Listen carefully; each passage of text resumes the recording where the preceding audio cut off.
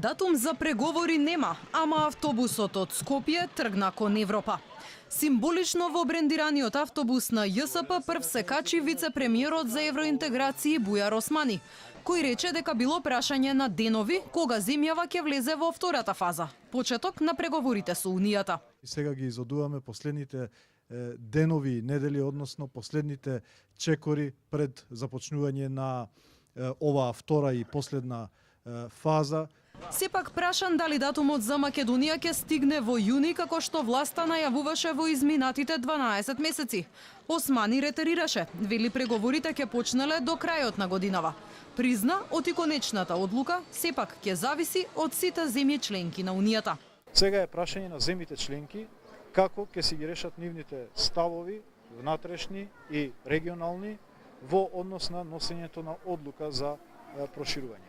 Од тоа што го видов, не видов скептицизам на ниту една земја членка по однос на нашата приказна. Сега е прашање на тајмингот како ќе се усогласат владите и парламентите да ја потврдат одлуката во нивните институции и тоа да го комуницира. Дали тоа ќе биде јуни или јули. Тоа што јас сметам од информациите што ги имам е дека фиксен е фактот дека оваа година почнуваме преговори.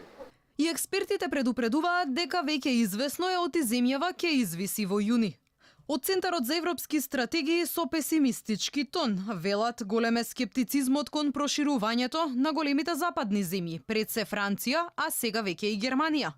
Дополнителен проблем за земјава била и промената на власта во Грција, каде се поизвесно е дека на изборите во јули ќе победи партијата на Мицотакис.